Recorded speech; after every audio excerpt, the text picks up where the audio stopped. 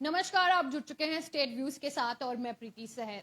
काफी इस वक्त अगर chamber of commerce and industry की बात करें तो इस वक्त इलेक्शन के है जो दौर चल रहा है, और दौर की बात करें तो काफी गहमा-गहमी यहाँ पर चल रही है कि आखिरकार कौन जीतेगा और क्या अरुण गुप्ता जी जो हैं वो वापस आएंगे या नहीं आएंगे, क्योंकि काफी लोग खफा भी हैं और इनके साथ भी हैं। कुछ बिजनेसमैन, कुछ व्यापारी जो हैं इनसे खफा भी हैं और कुछ पब्लिक को भी कंप्लेन है कि जो चैम्बर है वो हमेशा जम्मू की आवाज रही है, लेकिन इस वक्त अगर बात करें तो जम्मू की आवाज उठाने में कहीं ना कहीं चैम्बर जो है वो विफल रहा है। जैसे कि अगर हम बात करें रजौरी हत्याकांड की बात करें या प्रॉपर्टी टैक्स की बात करें, तो टैक्स को लेकर जो है जम्मू बंद की कॉल तो दी लेकिन वो बेअसर दिखी। इसी के चर्चे पे हम बात करेंगे, जो अरुण गुप्ता जी हैं उनसे सवाल जानेंगे कि आखिरकार क्यों ऐसा हुआ। सर, सबसे पहले तो बहुत स्वागत है। धन्यवाद। अगर आपने जहां पर जम्मू बंद की कॉल दी, अगले दिन ही आपने इलेक्शन की घोषणा भी कर दी। ये आपने भी देखा होगा कि जो जम्मू बंद की कॉल दी थी उसका बेअसर आपको दिखा होगा। तो क्या कहना चाहेंगे, अगले दिन इलेक्शन घोषणा कर दी, ये कुछ समझ नहीं है। देखिए, मीडिया की नज़रों में ये बंद जो है ये कहीं ना कहीं असफल था, लेकिन मेरी नज़रों में और बिजनेस कम्युनिटी की नज़रों में जिन लोगों ने अपनी दुकानें बंद की थी, आपको शायद आपने मीडिया वालों ने उस समय अपनी आंखें बंद रखी थी, क्योंकि जो 5 शटर खुलते थे उसी की तस्वीर जो है मीडिया में आती थी, जो बंद एरियाज थे। मैं आपको ये बता सकता हूं कि अगर एरियाज भी थे, बंद एरिया को बता रहा हूं, बंद एरिया नहीं थे, टोटल बंद था। एक दिन की कॉल पे 90% बिजनेस बंद होना ये कोई मजाक नहीं है। और सबसे बड़ी बात यह है कि हमने कुछ एरिया जो हैं उनको छोड़ रखा था कि क्योंकि पेरिशेबल आइटम्स जो हैं हम उनका नुकसान नहीं चाहते, हम बिजनेस कम्युनिटी का नुकसान नहीं चाहते। हमारा फोकस जो है कि आने वाले दिनों में जो बिजनेसमैन फेस करने वाला है हम उसके अगेंस्ट थे, हम गवर्नमेंट के खिलाफ नहीं थे। गवर्नमेंट की उस पॉलिसी के खिलाफ थे जो उन्होंने एक ड्राफ्टिंग की थी, और उसमें जो बिजनेसमैन हैं उनको बहुत ज्यादा टैक्स जो है वो उसमें उस रजीम में आ रहे थे। हमारा लेकिन आपका जवाब तो ये था कि प्रॉपर्टी टैक्स लगने ही नहीं देंगे। आपका जो पहला सवाल था वो तो यही रहा कि हम प्रॉपर्टी टैक्स लगने ही नहीं देंगे, लेकिन शायद आपने मेरा इंटरव्यू नहीं सुना। मैंने उस समय भी ये कहा था कि this is not the right time to impose property tax. मैंने ये कभी नहीं कहा कि हम लगने नहीं देंगे। पहली बात तो ये क्लियर है कि प्रॉपर्टी टैक्स जो है ऑल ओवर कंट्री लगा हुआ है। एक बच्चा जो है वो ग्रो हो चुका, ग्रोन अप है, वो एक मतलब उसकी शेप जो है प्रॉपर शेप बन चुकी है। और एक बच्चा जो अभी पैदा नहीं हुआ, हम उसका कंपैरिजन करें, एक भाग रहा है और एक अभी बच्चा पैदा हुआ है, अगर हम कंपैरिजन करेंगे तो हम गलत करेंगे। मेरा कहना यही था कि हमारी जो यूटी है, क्योंकि ये पहले स्टेट थी अब यूटी है, और यूटी में आज वो पोजीशन अभी नहीं है कि हम लोग प्रॉपर्टी टैक्स लगाएं और एकदम से ऐसा टैक्स लगाएं जो नेबरिंग स्टेट्स में है या नेबरिंग यूटी में है। मेरा ये कहना था कि हम स्टार्ट जो है बेस हमारा होना चाहिए, यहां से हम इस तरह से टैक्स लगाएं कि किसी को महसूस भी ना हो और जो चीज गवर्नमेंट करना चाहती है वो करे। हमारा फोकस ये था। पब्लिक जो है, मैं हमेशा एक बात को कहता हूं, मैं पहले भी कहता था, आज भी वही हूं कि मैं पहले भी लोगों के साथ खड़ा रहता था, आज भी खड़ा हूं और कल भी मैं खड़ा रहूंगा। लेकिन ये समझ नहीं आया कि इलेक्शन की अगले दिन ही घोषणा, वो क्यों? देखिए, इलेक्शन जो है हमारा कॉन्स्टिट्यूशन है और कॉन्स्टिट्यूशन के मुताबिक हमें इलेक्शन जो है वो करवानी है। सर, वो तो ठीक है, लेकिन अगले दिन ही सुन लीजिए ना, मैं आपको बता रहा हूं। जब हमने स्ट्राइक की कॉल दी थी, हमने कोई ऐसे कॉल नहीं दी थी। शायद आपको हमारी जो वर्किंग है उसके बारे में थोड़ा बहुत समझना पड़ेगा। हमारी वर्किंग ये है कि हम लोग जब भी कोई चीज करते हैं, हम बाजार एसोसिएशंस को यहाँ पर बुलाते हैं, इनवाइट करते हैं, उनसे राय लेते हैं। हमने 10 दिन पहले एक बाजार एसोसिएशंस की मीटिंग की। उस समय 70 के लगभग यहाँ पर बाजार एसोसिएशंस और ट्रेड एसोसिएशन यहाँ पर आई। टोटल 85 लोग जो है हमारे मेंबर्स जो हैं यहाँ पर आए थे, और 100% ने यही कहा कि हम सब प्रॉपर्टी टैक्स के अगेंस्ट हैं। उसके बाद मेरा प्रयास रहा कि मैं गवर्नमेंट के साथ बात करूं, बात करके उनको कन्वे करूं कि सभी लोग खिलाफ हैं और आप जो हैं इसके बारे में अपनी राय जो है थोड़ी सी बदलिए, इसको होल्ड पे करिए, कोई करेक्शंस करिए और फिर इसको इम्पोज करिए। हुआ कुछ करेक्शन, हुआ कुछ बदला? ये आज की डेट में आपको इतना समझ होना चाहिए, ये जो पॉपुलर गवर्नमेंट नहीं है, यहाँ पर उनको वोट लेने होते हैं। करेक्शंस वहाँ होती हैं जिनको पता होता है कि आज हम लोग गलत करेंगे, कल इन्हीं के दरवाजे पे जाकर के वोट मांगेंगे, तो फिर हमारी क्या हालत होगी ये उस समय हमें पता चलेगा। आज पोजीशन वो नहीं है। आज ब्यूरोक्रेटिक यहाँ सेटअप है। मैंने कोशिश की, मेरा काम है कोशिश करना, प्रयास करना जो है इंसान का काम होता है। हर चीज़ के लिए आप सक्सेसफुल नहीं हो सकते हो। मैंने प्रयास किया और ईमानदारी से प्रयास किया। मैंने एडमिनिस्ट्रेशन से बात की, मैंने सेक्रेटरीट में बात की, अपनी बात को पहुंचाया, लेकिन अनफॉर्चुनेटली बात को नहीं सुना गया। और वही एक वजह थी कि लास्ट मोमेंट पे जब मैंने सभी को एक बार फिर रिक्वेस्ट की कि आप बताइए मुझे क्या करना है, सारी बाजार एसोसिएशन ने आपके ये इस बात को एंडोर्स किया कि आपको बंद करना ही पड़ेगा। हमारी इलेक्शन जो है ऑलरेडी अनाउंस हो चुकी थी, मीटिंग हमारी अनाउंस हो चुकी थी, लेकिन क्योंकि मेंबर्स ने अगर कोई बात कही है तो हमें मेंबर्स की बात को मानना ही पड़ता है। और वही एक वजह थी। और मैंने एक बात और कही, मेरी चीज़ जो है, मेरा प्रयास जो है वो कहीं रुकेगा नहीं। हो सकता है आज गवर्नमेंट ने टैक्स इम्पोज करने की बात की है, कारपोरेशन ने कह दिया है कि 6 महीने तक हम लोग जो हैं अभी टैक्स लगाने के उसके हमारे पास कोई प्रोविज़न नहीं है। आज हमारा सिस्टम जो है हमें अलाउ नहीं कर रहा कि अभी हम टैक्स को इम्पोज कर सकें। यानी ये भी तो एक बहुत बड़ी बात है, और वो हुआ है स्ट्राइक के बाद, नहीं तो ये 1 तारीख को। और मैं आपको एक बात और बताना चाहता हूँ, मेरी बातचीत और भी चल रही है, सेंटर तक बातचीत हो रही है। देखिए आने वाले दिनों में काफ़ी चेंजेस आएंगी टैक्स को लेकर के। जो मेरा कंसर्न है बिजनेसमैन का, कि एक बंद पड़ी दुकान है उसको भी टैक्स इम्पोज हुआ है, जो रेंटेड प्रॉपर्टी है उसको भी टैक्स देना पड़ेगा। तो ये सारी चीज़ें जो हैं कहीं ना कहीं आने वाले दिनों में बिजनेसमैन को डिस्टर्ब करने वाली हैं। और मेरा फोकस यही था कि हम बिजनेसमैन को डिस्टर्ब ना होने दें। सर, अगर ई वे बिल की बात करें तो आपने ये भी कहा था कि जब मैं इलेक्शन में जीतूंगा तो ई वे बिल की सीमा में जो है 50,000 से लेकर 2 लाख तक बढ़ाऊंगा, लेकिन वहां पे भी आप असमर्थ रहे, तो उसमें क्या कहना चाहेंगे? उसमें भी कहेंगे कि सरकार जो है उसने आपकी आवाज नहीं सुनी?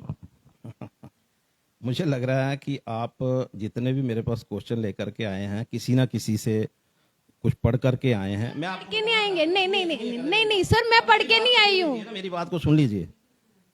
हम चैम्बर पे यहाँ पर बैठे हुए हैं ना, पिछले 2 साल का मेरे कार्यकाल जो है ना, आप उस पर मेरे साथ कोई बात नहीं कर रहे। आप सुनो सुनो सुनो, पहले सुन लो, आपने क्वेश्चन किया ना, मैं उसका जवाब दे रहा हूँ। मैं आपको बताना ये चाहता हूँ कि जो 50,000 रुपये का, जो 50,000 से 1 लाख रुपए तक की जो बात है, यहाँ पर हमारे आने के बाद 3 कमिश्नर चेंज हुए हैं और तीनों के पास मेरी रिप्रेजेंटेशन पड़ी है।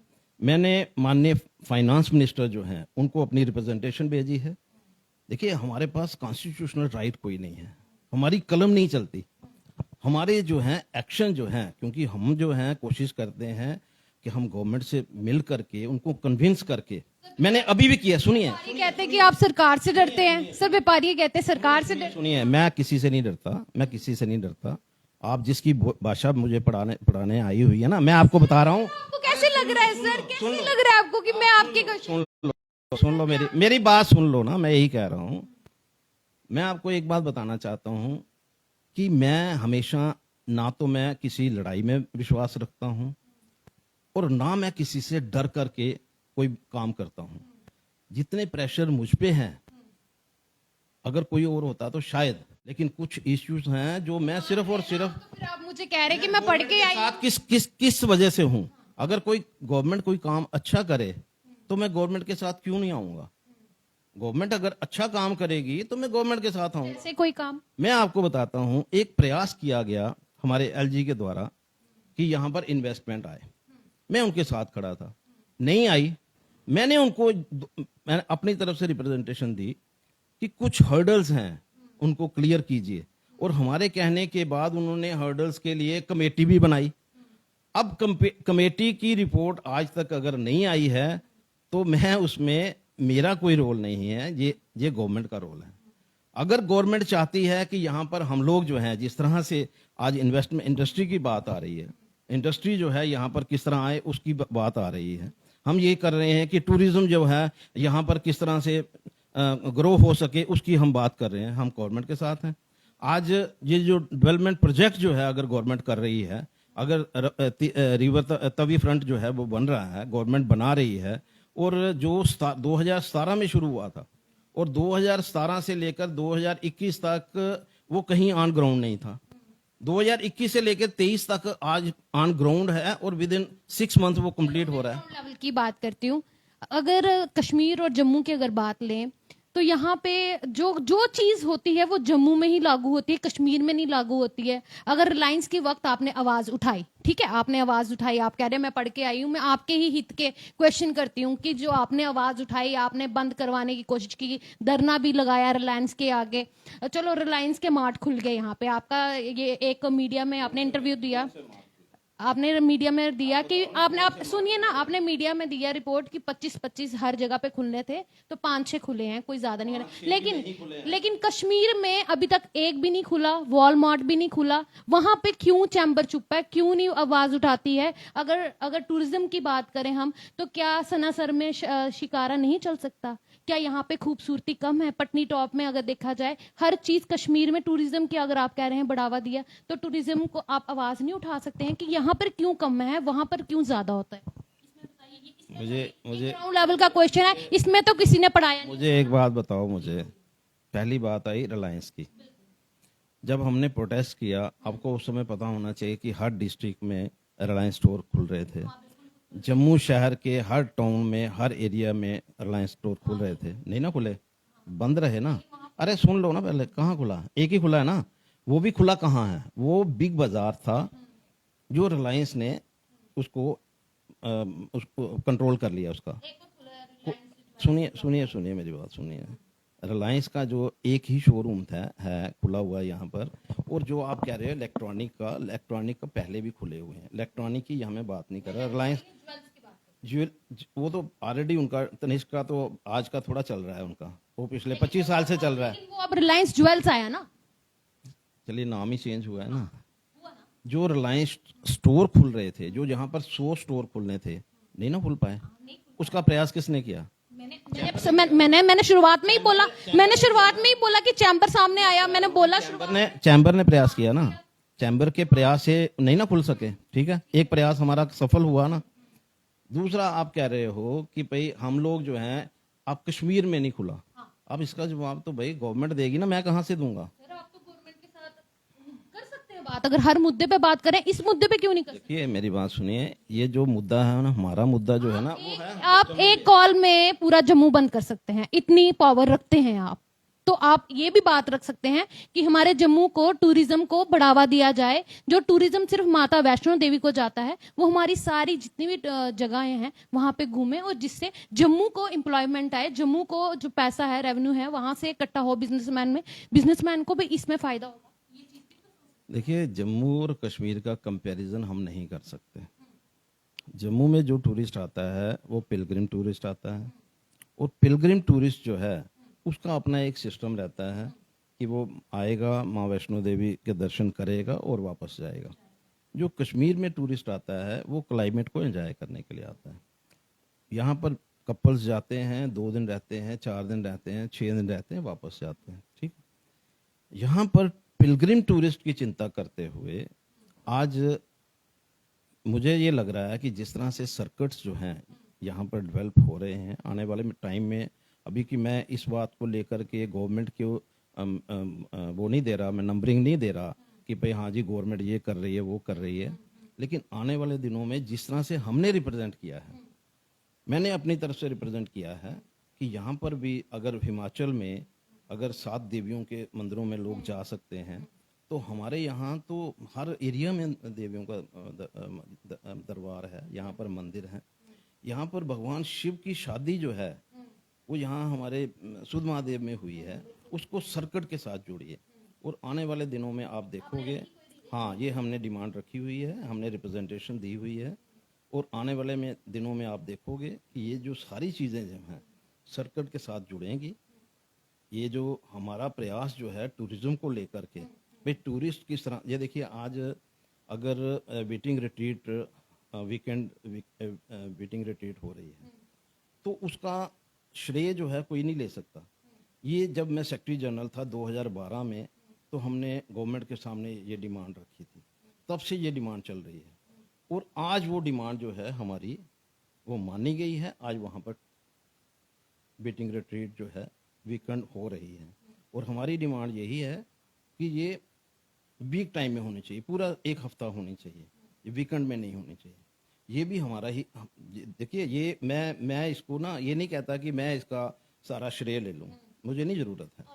मैं जो कुछ कर रहा हूँ हमने आते ही उस समय बस स्टैंड जो है, और आज अगर आप बस स्टैंड की हालत को देखेंगे किस तरह से हमने बस स्टैंड के लोगों की हेल्प की है। हमने बार बार गवर्नमेंट को कन्विंस किया है कि उनकी हालत ठीक नहीं है, उसको सिस्टम को ठीक किया जाना चाहिए। आज वो जो पार्किंग है, बस स्टैंड की पार्किंग, वहाँ लोगों को सहूलियत मिल रही है ना, हमारे ही प्रयास से मिनिमम चार्जेस पे आज लोग वहाँ पर गाड़ियाँ पार्क कर रहे हैं।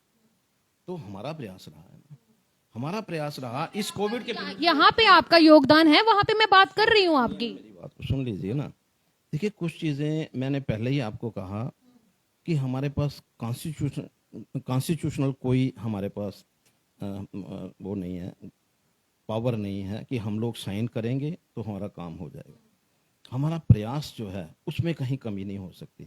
जब मैंने चार्ज लिया था, आपको शायद याद नहीं हो, कोविड के पहले पीरियड में यहाँ 3-3 महीने दुकानें जो हैं जो नॉन असेंशियल आइटम्स की वो नहीं खुली, 3-3 महीने।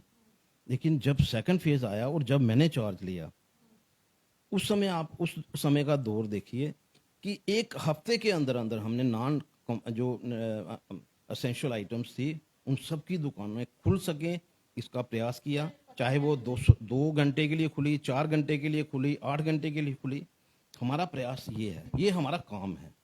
फिर हमने वो काम किया जब गवर्नमेंट का एक ऑर्डर आता था। आप डीसी के खिलाफ गए, आप डीसी के खिलाफ भी गए? खिलाफ नहीं जाता मैं, किसी के खिलाफ नहीं मैं जाता, मैं गवर्नमेंट के खिलाफ नहीं जाता, मैं पब्लिक के खिलाफ नहीं जाता। मेरा जो काम है मैं उसके मुताबिक काम करता हूँ, मैं सिस्टम के मुताबिक काम करता हूँ। मैंने गवर्नमेंट को कन्विंस किया, फ्राइडे सैटरडे को दुकानें खुली, संडे को बंद रही। ये हमारे प्रयास थे, यही है हमारा प्रयास। आप कहोगे कि हाँ जी वो टूरिज्म में, भाई कश्मीर में इतना टूरिस्ट क्यों जाता है, जम्मू में क्यों नहीं जाता। अब कल ही मेरी एक डिबेट थी, डिबेट में जो 62 दिन इन्होंने अलो की है यात्रा, उसके ऊपर डिबेट थी। अब हमारे ही एक भाई वहाँ से कह रहे थे कि देखो जी आगे 15 दिन की यात्रा होती थी, अब क्यों हो गई। मैंने कहा भैया इस साल 15 लाख मतलब टूरिस्ट वहाँ कश्मीर में चला गया, आपने संभाल लिया उसको? 15 लाख टूरिस्ट 2 महीने 3 महीने में गया, आपने संभाल लिया? तो क्या दिक्कत है कि 62 दिन में अगर 5-6 लाख लोग चले जाएंगे तो कौन संभालने वाला है? आपको दिक्कत कहाँ आएगी? तो मेरा काम है ये कि मैं कन्विंस कर सकूं कि भाई जो लोग टूरिज्म के साथ जुड़े हैं उनको उनका हक मिलना चाहिए, जो लोग बिजनेसमैन हैं उनको उनका हक मिलना चाहिए, और जो इंडस्ट्री के लोग हैं, मैं हर वक्त इंडस्ट्री की बात करता हूँ क्योंकि मुझे पता है उनकी प्रॉब्लम्स क्या हैं। तो मेरा जो फोकस है वो मेरा जो काम है वो गवर्नमेंट के साथ लड़ना नहीं है। मेरा काम जो है वो लोगों के साथ खड़े रहने का है, और उसमें मुझे नहीं लगता कि मैं 1% कहीं वो कमज़ोर हुआ हूँ। मैं कहीं कमज़ोर नहीं हुआ। जब मैं 22 सितंबर की हड़ताल की कॉल मैंने दी थी, अगर आप कहते हैं कि मैं गवर्नमेंट के साथ था, गवर्नमेंट ने कितना प्रेशर मुझे किया आप कुछ सोच भी नहीं सकता कि मुझे कितना प्रेशर हुआ। लेकिन आपकी इंडस्ट्रीज खुली थी। मैं फिर वही बात आ जाती है कि chamber of commerce and industries है, कुछ चीज़ें जो है ना उसको अंडरस्टैंड करना चाहिए। कुछ चीज़ें ऐसी होती हैं जिनके जब आप प्रेस कॉन्फ्रेंस करते हैं तब आप बता दीजिए, जो मीडिया की नजर ही नहीं जाए उस चीज पे, तो ना ही उसको बता दी जाए। तो उससे श्रद्धालुओं को पता चल जाता है। मैंने कोशिश की थी ना जी, ठीक है ना। कोशिश से- तो मेरे प्रयास से तो हुआ था ना आपको सिस्टम पता होना चाहिए मेरी रिपोर्टिंग कैसी है। नहीं नहीं, मेरे प्रयास से सारा सिस्टम ठीक हुआ था ना। तो फिर मेरा काम यही है। तो मेरा भी यही काम है, मेरा भी यही काम है कि जो जनता की आवाज है वो उठानी है। अगर आपको कहीं नहीं पता चलता है तो हम अगर मीडिया के माध्यम से अगर आपको पता चलता है, आप ज्यादा अच्छा कर सकते हैं। आपको, मैंने यही कहा कि आपके पास पावर है वो करने की। अब ज्यादा सवाल ना करते हुए आखिरी सवाल आपकी इलेक्शन के ऊपर है। आपने 461 जो मेंबर्स हैं उनको जो है अनुमति दे दी है मतदान देने की, लेकिन जैसे ही आपने ये कुर्सी पकड़ी तब क्यों नहीं दी, 2 महीने पहले क्यों दी? लोगों का ये कहना है कि आपको वोट लेने हैं उनके, इसीलिए आपने 2 महीने पहले उनको जो है मतदान की जो है अनुमति दे दी है। क्या आपको लगता है कि वो 461 लोग जो हैं वो आपको वोट देंगे? ऐसा है कि कुछ लोगों ने एक धंधा बनाया है किस तरह से हम लोगों को बेवकूफ बनाएं, मिसगाइड करें और अपनी पॉलिटिक्स करें। उन लोगों को इतना भी नॉलेज नहीं है कि हमारा एक कॉन्स्टिट्यूशन है। जिन लोगों को हमारे कॉन्स्टिट्यूशन के बारे में पता नहीं है वो लोग क्या किसी को क्रिटिसाइज करेंगे, वो ऑर्गेनाइजेशन को क्रिटिसाइज करेंगे। जो पिछले टेन्योर की मैं बात करूं, पिछले टेन्योर में जो हमारे प्रेसिडेंट थे, ये उनकी ड्यूटी थी कि वो पहले एक वर्किंग कमेटी, जिसको हम एग्जीक्यूटिव कमेटी कहते हैं, वो बनाए। उसके बिना, देखिए हमारा जो राइट है, मैं आपको बताता हूँ, मैं प्रेसिडेंट हूँ लेकिन मैं पावरफुल नहीं हूँ जब हमारी वर्किंग कमेटी है। अगर मुझे कोई चीज़ करनी है, कोई मुझे एक्सपेंसेस करने हैं, मुझे मुझे मुझे मुझे कोई नए जो हमारे जो मेंबर्स हैं उनको एनरोल करना है, तो मुझे उनकी परमिशन लेनी है। ये हमारा हमारा ये क्वेश्चन जो है किसी ने, हमारे जो जिन्होंने उस समय इंटरव्यू दिया उसको किसी ने नहीं पूछा भाई अगर आपने 2017 में, 18 में, 19 में, 20 में लोगों की मेंबरशिप जो है वो फॉर्म लिए, तो आपका फर्ज बनता था कि आप उनको कंफर्म करवाते वर्किंग कमेटी से। 4 साल आपने एज प्रेसिडेंट इलीगली ऑफिस मैं सुनिए 2 साल तो टेन्योर है, 17 से 19 तक का टेन्योर है, और 19 से 21 तक जो है इलीगल ऑफिस जो है उसको होल्ड किया। लेकिन 17 से 19 तक भी वर्किंग कमेटी जो है वो कॉन्स्टिट्यूट नहीं की गई। और वर्किंग कमेटी अगर कॉन्स्टिट्यूट नहीं की गई तो जिन लोगों ने मेंबरशिप फॉर्म भरे, तो गुनाहगार तो वो हैं जिन्होंने वर्किंग कमेटी से इनका अप्रूवल नहीं लिया, इनको कंफर्म करने का। जैसे ही हमने चार्ज लिया, कोविड का पीरियड शुरू हो गया, जब तक हम लोग एक वर्किंग कमेटी कॉन्स्टिट्यूट नहीं कर लेते, सेकंड वेव थी, जब हमने वर्किंग कमेटी कॉन्स्टिट्यूट की और फेज मैनर में मैंने यहाँ पर, क्योंकि उस समय अलो ही नहीं था कि 25 से लोग आप ज़्यादा कर सकते हो, लेकिन मैंने फिर भी हमारे जो डिप काम थे उस समय मैंने उनसे रिक्वेस्ट की कि हमें दीजिए, परमिशन दीजिए, 60-70 लोग जो हैं एटलीस्ट हमें एक मीटिंग में अलो करिए। और उनकी तरफ से बड़ी साफ सुथरी ये बात कही गई कि देखिए चलिए आप इतने लोगों को बुलाइए, लेकिन मैंने उनको कहा था कि मैं अपनी पूरी वर्किंग कमेटी को बुलाना चाहता हूँ। उन्होंने कहा कि देखिए आप लोगों के सामने एग्जाम्पल क्रिएट करने वालों में हैं, और अगर आप ही इलीगल काम करेंगे तो फिर हम लोग क्या लोगों को जवाब देंगे कि भाई हाँ जी चैम्बर कर सकती है तो बाकी क्यों नहीं कर सकते। और मैंने उनकी बात को मानते हुए मैंने एक एग्जाम्पल क्रिएट की। फेज मैनर में जो फर्स्ट टाइम में यहाँ पर वर्किंग कमेटी की मीटिंग हुई, उसमें मैंने वर्किंग कमेटी से परमिशन ली कि जो नए मेंबर्स हैं, जो 461 मेंबर हैं, जिन लोगों को किसी वजह से, क्योंकि अप्रूवल ही नहीं लिया गया, उसमें हमारा कोई कसूर नहीं, कसूर उनका है, जो पुरानी टीम है, जो एक्स प्रेसिडेंट है। एक्स प्रेसिडेंट ने अगर कॉन्स्टिट्यूट नहीं की, इलीगली उन्होंने सारी ऑफिस को होल्ड किया, इलीगली उन्होंने जितने भी एक्सपेंसेस किए, तो उसमें हमारा कोई कसूर नहीं आ सकता। मैंने आते ही सबसे पहले उनसे परमिशन ली कि हमें एक कमेटी कॉन्स्टिट्यूट करने की आप परमिशन दीजिए, ताकि हम इनके जो फॉर्म हैं प्रॉपर फॉर्म चेक करने के बाद इनको मेंबरशिप के लिए एनरोल कर सकते। अब स्क्रूटनी कमेटी जो है वो वर्किंग कमेटी में मुझे परमिट कर दिया, और मैंने वर्किंग स्क्रूटनी कमेटी बना दी। उसमें हमारे शिव प्रताप जी हैं, वो हेड कर रहे थे, उनके साथ 5 लोग और थे। आखिर हर चीज़ को उन्होंने देखना होता है, फॉर्म सारे चेक किए गए। पूरे फॉर्म चेक करने के बाद कोई 10 एक फॉर्म थे जहां कहीं ना कहीं कोई कमी थी, और हमने, क्योंकि एक बात जो थी मेरे मन में अभी कि मुझे यही कहा गया कि आप इनको बाहर निकालिए, मैंने कहा ऐसा नहीं करना, इनका कोई कसूर नहीं है। अगर इनके प्रॉपर पेपर नहीं आए हैं और चेकिंग नहीं हुई है, एक मौका उनको देते हैं। और हमने उन लोगों से जो जो डॉक्यूमेंट्स जो है, जो कमी थी, हमने पूरी की। हमने जो स्क्रूटनी कमेटी थी उन्होंने ओके करके हमें दे दिया, और जो हमारी नेक्स्ट वर्किंग कमेटी हुई, हमने एक एजेंडा पॉइंट रखा। हमारा यहाँ एजेंडा पॉइंट होता है, किसी को अगर देखना हो तो हमें कोई प्रॉब्लम नहीं होती। मैंने जो वर्किंग कमेटी की मीटिंग की उसमें एक एजेंडा पॉइंट ये भी था कि हमें परमिट किया जाए, ये 461 मेंबर जो हैं ऑलरेडी, इन्होंने पूरे प्रॉपर फॉर्म थे, उसमें इतने हमारे जो क्लियर हैं, इतने हमारे लोग हैं जिनकी थोड़ी शॉर्ट फॉलोइंग है, हम चाहते हैं कि इनको भी परमिट किया जाए, और हमें परमिट किया जाए कि इनको हम लोग एनरोल कर लें। अकॉर्डिंगली हमने वहां से परमिशन ले ली, वर्किंग कमेटी में मेंबर बन गए। पर सर 2 साल लग गए इस चीज को। 2 साल नहीं लगे, यही तो मैं बताने की कोशिश कर रहा हूं आपको कि 2 साल नहीं लगे। आज से 7 महीने पहले जो वर्किंग कमेटी हुई, 7 महीने पहले, उसमें क्लियर आ गया कि उनको अलो कर दिया गया। देखिए, पहले जो वर्किंग कमेटी हुई हमारी, जनवरी में हमारी इलेक्शन हुई थी, अक्टूबर नवंबर में जा कर के हमारी जो वर्किंग कमेटी का जो फर्स्ट फेज में हमारी जो मीटिंग्स हुई, उसका कारण यही था कि जो हमारा उस समय का जो टेन्यूर था वो था कि कोविड के पीरियड में हम लोग हर वक्त इन्वॉल्व थे, जिसकी वजह से ये थोड़ा सा प्रोसेस लेट हुआ, डिले हुआ।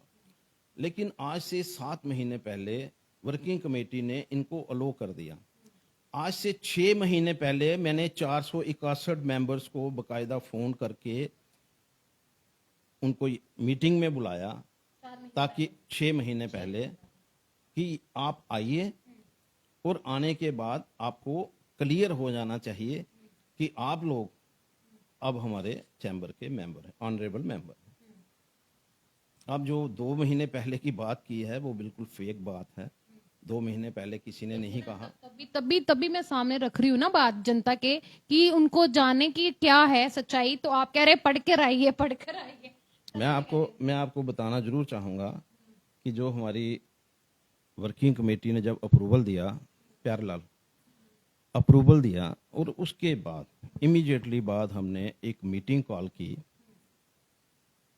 और मीटिंग कॉल करके हमने उनको इन्फॉर्म किया, no you are the honourable member of chamber of commerce and industry. उस समय भी रामानंद जिन्होंने ये दिया है स्टेटमेंट, सेकंड वर्किंग कमेटी और जो 461 मेंबर्स की जो मीटिंग हुई थी उसका डेट देना।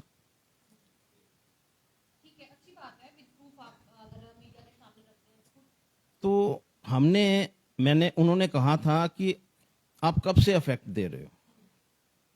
मैंने कहा हमारा कॉन्स्टिट्यूशन जो है आप उसकी कॉपी ले सकते हैं, वो बड़ा क्लियर है। जब हम उनको कंफर्म करेंगे, जब वर्किंग कमेटी जो है उनको कंफर्म करेगी, तब से उनकी मेंबरशिप जो है वो शुरू होती है।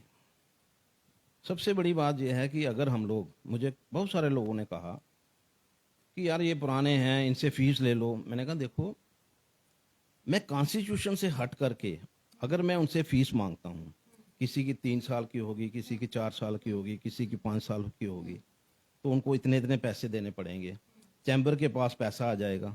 तो क्या यहाँ पर हम लोग पैसा इकट्ठा करने के लिए बैठे हुए हैं? जो बार बार बात की जा रही है कि मैं वहाँ से पैसा लेके आ गया, वहाँ से पैसा। चैम्बर जो है किसी के पैसे पे डिपेंडेंट नहीं है। चैम्बर के मेंबर्स जो हैं उनके पास पावर है कि अगर हम लोग उनको रिक्वेस्ट करेंगे कि हमें चैम्बर को इतना पैसा चली दीजिए, उनके पास कैपेसिटी है। जब भी हम चाहेंगे उनसे पैसा ले सकते हैं अपने मेंबर्स से। ये बिल्डिंग बन रही है, आप देखिए साथ में 22 साल ये बिल्डिंग जो है उसकी हालत ये थी कि एक स्ट्रक्चर खड़ा था, उस स्ट्रक्चर को डिमोलिश करने की बड़ी प्रयास किए गए पिछले 6-7 साल में।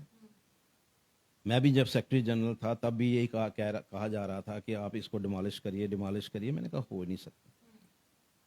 एक सर्टिफिकेट जो है पीडब्ल्यूडी से मंगवाया गया कि ये जो इसकी फाउंडेशन है बड़ी वीक है, और मुझे पता था कि वो जो सर्टिफिकेट लाया गया है वो मैनेज किया गया है।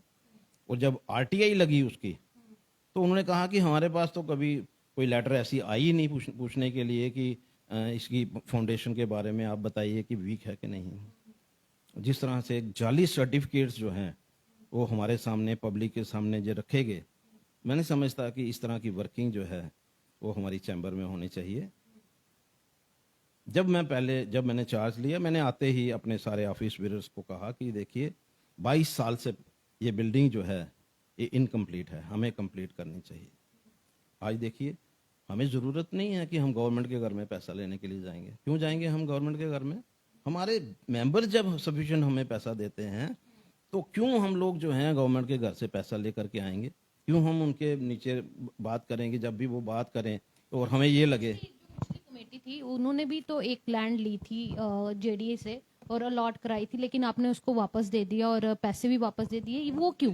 वो आपके ही काम आनी थी। सुनिए, कुछ ऐसी बातें जो पब्लिक को मिसगाइड करने के लिए हैं। जेडीए से एक पार्किंग अलॉट करवाई गई थी। ये बाहर जो हमारी पार्किंग है ये हमारी पार्किंग है, हम इसको अलॉट क्यों करवाएंगे? हमारे ऑफिस के सामने है, हमारा एक सिस्टम है सारा, यहाँ पर जितनी गाड़ियां लगेंगी वो हमारी लगेंगी, हम इसको अलॉट क्यों करवाएंगे? और इसके लिए हमने 5.5 लाख रुपया दे दिया जेडीए को। मैंने उनको पूछा जेडीए को, आप पहले ये मेरे को बताइए कि इसके आसपास भी जितनी गाड़ियां लगती हैं, पीडब्ल्यूडी की लगती हैं, जो फूड कॉरपोरेशन की लगती हैं, आईवी की लगती हैं, जो प्राइवेट गाड़ियां यहाँ पर आकर के लगती हैं, तो चार्जेस हम देंगे और गाड़ियां वो लगाएंगे? ऐसा नहीं होना चाहिए। ये जो जगह है बेसिकली हमारे ऑफिस के सामने है, ये हम लोग पार्किंग कर सकते हैं। ये पार्किंग जो है हमें राइट है कि हम यहाँ पर, हम इसके लिए हम लोग जेडीए को पैसे क्यों दें?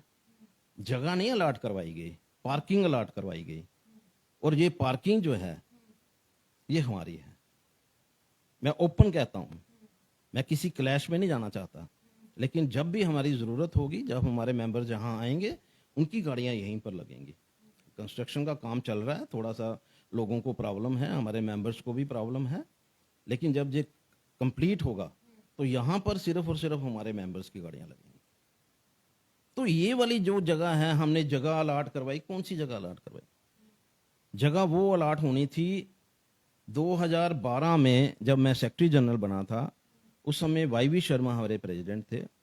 हमने मिलकर के एक प्रयास किया था, और मैं जरूर कहना चाहूंगा कि उसमें शर्मा साहब ने बहुत प्रयास किया था कि जगह हमें अलॉट हो। बहुत बार हम लोग जो है जगह को देखने भी गए, 2-3 जगहें देखी, फाइनली एक जगह पे हम लोग जो है कंसेंसस हमारा बन गया, फाइल तैयार हो गई। अनफॉर्चुनेटली उस समय गवर्नमेंट टॉपल हो गई। सिर्फ एक बोर्ड मीटिंग जो है वो पेंडिंग थी, बाकी पूरी फाइल तैयार थी। अगर वाईवी शर्मा कंटिन्यू करते, 6 महीने अगर और एक्सटेंशन करते, तो शायद मुझे लगता है कि वो जगह जो है वो हमें मिल जाती, या अगली इलेक्शन वो फिर से आते तो जगह मिल जाती।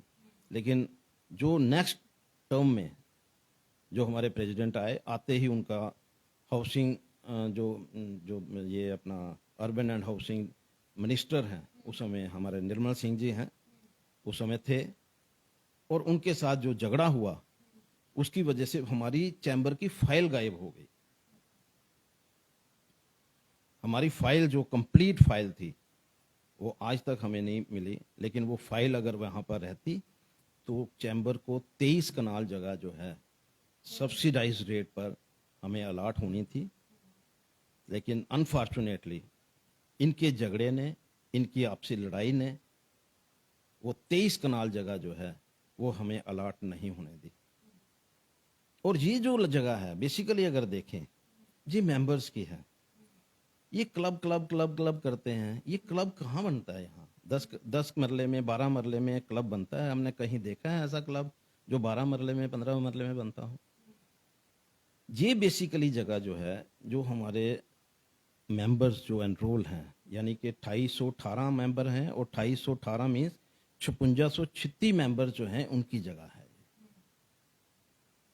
ये 500 लोगों को ये जगह जो है वो नहीं दी जा सकती। 500 लोगों ने एप्लीकेशन दी, 500 लोगों ने एप्लीकेशन दी, वो 500 लोग जो हैं इस जगह को अपना राइट माने, ये कभी पॉसिबल नहीं हो सकता। ये चैम्बर की जगह है, ये 5616 लोगों की जगह है, 500 लोगों को शिफ्ट नहीं की जा सकती। और उसके बाद मैं ये जरूर कहना चाहूँगा कि अभी क्लब बना नहीं, सर्विस हुई नहीं, ट्रेडिंग हुई नहीं, क्लब का नाम कोई डिसाइड नहीं हुआ, फॉर्म प्रॉपर भरे नहीं गए, जगह कोई अलॉट नहीं करवाई, बिल्डिंग कोई खड़ी नहीं की, और 45 लाख रुपया जो है वो जीएसटी जमा करवा दिया गया। वो लोगों का हार्ड अर्न मनी थी 45 लाख, उसके लिए मैं फाइट कर रहा हूँ कि वो 45 लाख रुपया जो है वो हमें जीएसटी डिपार्टमेंट जो है वो हमें वापस करे। तो ये जो चीज़ें हैं, मिसगाइड करना लोगों को, मैं तो उसमें कहीं मिसगाइड करने की बात ना मैं सोचता हूँ। क्या कहना चाहेंगे इस वक्त जो व्यूअर्स देख रहे हैं, उनको क्या कहना चाहेंगे साफ तौर पर? जिस तरीके से बिजनेसमैन भी जो नाराज थे, उनसे साफ तौर पर क्या कहना चाहेंगे? इलेक्शन 23 अप्रैल को है और वोटिंग भी, क्या अपील? ये देखिए, मैं आपको बताना चाहता हूँ, ये देखिए 11/7 को हमारी वर्किंग कमेटी हुई है, ठीक है?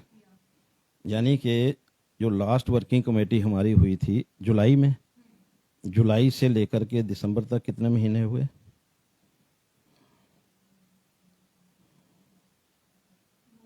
9 महीने। और उसके बाद फरवरी तक कितने हुए? हमने मार्च में अनाउंस किया ना।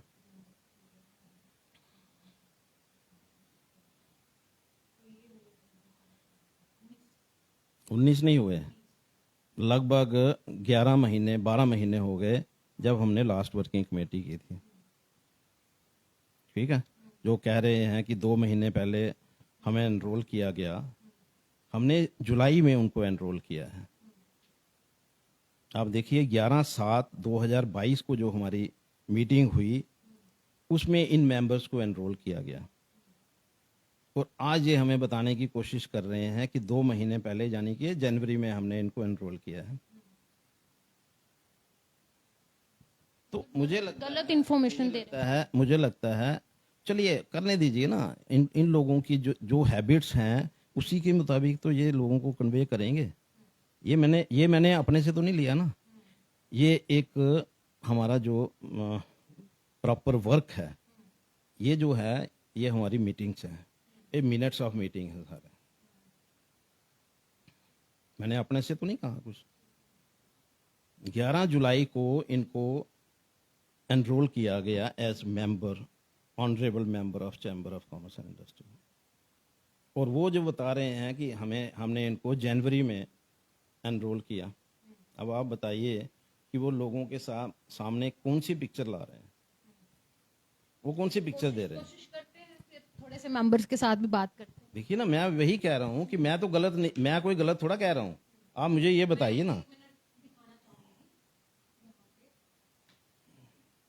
11 जुलाई को हमने मीटिंग की है जिसमें हमने इन मेंबर्स को एनरोल किया है, ठीक है? और उसके बाद हमने एक मीटिंग कॉल की इनकी सबकी, 461 मेंबर की, जिसमें हमने इनको बुला करके चाय के कप पे, over a cup of tea, हमने इनको इन्फॉर्म किया, no you are our honourable member. मतलब इतना जब पहले भी इनको इन्फॉर्म कर दिया गया। वर्किंग कमेटी जब हमारी होती है तो इनको इन्फॉर्मेशन जो है हमने दे दी, उसके बाद भी हमने इन्फॉर्मेशन दे दी। अब अगर कोई मैसेज नहीं पड़ेगा या लोगों के बीच में नहीं जाएगा, मैंने इनको कहा था उस समय, मैंने कहा जब चर्चा करनी हो चैम्बर में आइए, कोई बात नहीं। रामानंद जी को मैंने उस समय भी कहा था, मैंने कहा कोई बात नहीं, आप आइए मेरे ऑफिस में आइए, वहाँ पर चाय पे चर्चा करेंगे, अगर आपकी कोई ग्रीवेंस है उसको भी हल करेंगे।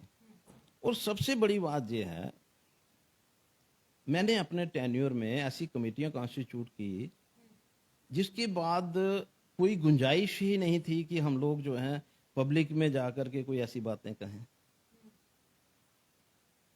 प्रेसिडियम जो है हमारी, जो सुप्रीम एक कमेटी है, जिस तरह से वर्किंग कमेटी जो है ये सुप्रीम हमारी होती है, कोई भी डिसीजन जो करना है वो हमें वर्किंग कमेटी से लेना पड़ता है। अगर मैंने एक्सपेंसेस करने हैं, मैंने ये बिल्डिंग काम शुरू करना था, ये बिल्डिंग का काम शुरू करने से पहले मैंने वर्किंग कमेटी से परमिशन ली थी, ये हर ऑर्गेनाइजेशन में होता है। ठीक है।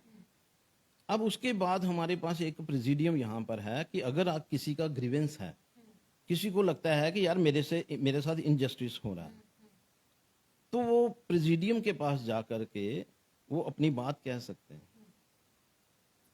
और मुझे नहीं लगता है कि कोई व्यक्ति जो है वो प्रेसिडियम के पास आया होगा कि देखो जी हमें इतनी देर से, अभी की मैं यही कह रहा हूँ कि ये कोर्ट में थे, मैंने तब भी मैंने कहा यार कोर्ट की बात जो है ना, मैं अगर मेरे को कोर्ट में जाने की कोई ज़रूरत पड़ गई तो मैं जाऊंगा और मैं अब माफ़ी मांगूंगा वहाँ से, क्योंकि मैं डिले नहीं कर सकता, मैं इनको एनरोल कर रहा हूँ। मैंने वर्किंग कमेटी में ये बात कही कि केस जो है अभी भी कोर्ट में है। ये जो हियरिंग की बात कर रहे हैं, हियरिंग कहाँ? इलेक्शन के लिए इन्होंने कोर्ट में केस किया था 2021 में। वो केस जो है मुझे तो लगता है नहीं कि उसका कोई उसके बाद कोई इंपॉर्टेंस रह गई, रेलेवेंस उसकी कहाँ रह गई, जब उसको उनको परमिट तो किया नहीं गया। इन्होंने तो परमिशन मांगी थी, उसमें इनको परमिट नहीं किया गया, उसकी रेलेवेंस खत्म हो गई।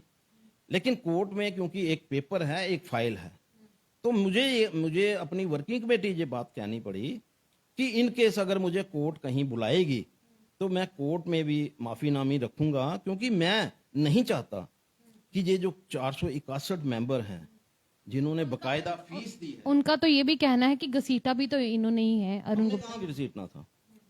देखो मैं वही कह रहा हूँ, कुछ लोगों का जो माइंड सेट है वो यही है कि हम किस तरह से पब्लिक को बेवकूफ़ बना सकते हैं। हमारे मेंबर्स बड़े इनोसेंट मेंबर्स हैं, लेकिन कुछ लोग धंधे वाले होते हैं ना, जो वो वैसा उनका सिस्टम है। जो कोर्ट में जब हमारे वाईवी शर्मा, हमारे पृथ्वीराज जी और मैं, हम तीनों लोग जो हैं कोर्ट में थे। बात करूंगी आपके हम कोर्ट में थे। आप शर्मा जी से भी जरूर बात रखिएगा, आप पृथ्वीराज जी से भी जरूर बात रखिएगा।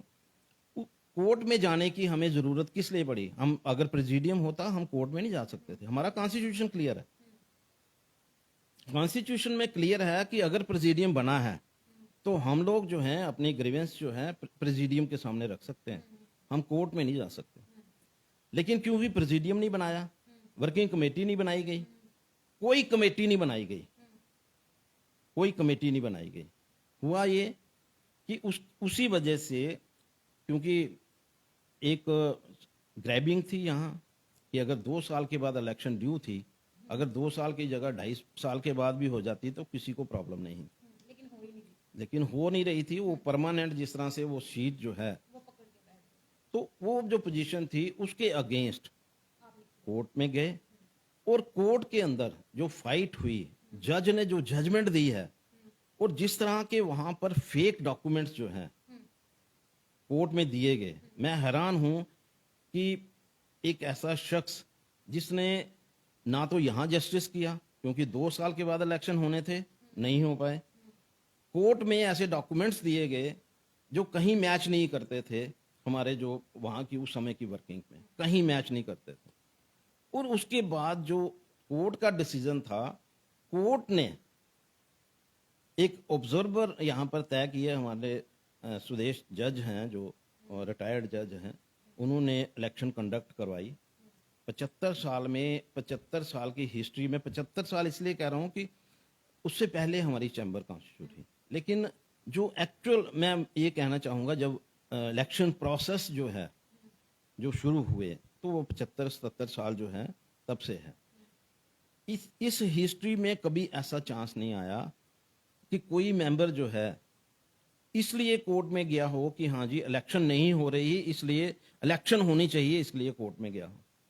और इलेक्शन जब अनाउंस की गई थ्रू कोर्ट 75 साल के पीरियड के बाद, तो उसके बाद आप देखिए कि भाई 75 साल के बाद जब इलेक्शन हुए और जो अकाउंट्स थे उस अकाउंट्स को उस समय के जो जज साहब थे उन्होंने पास नहीं करवाया, जबकि इलेक्शन जो होती है बेसिकली देखा जाए तो हमारी जो जनरल बॉडी मीटिंग होती है हमें उसमें अकाउंट्स क्लियर करवाने पड़ते हैं कि ये जो एक्सपेंसेस हैं ये क्लियर हैं।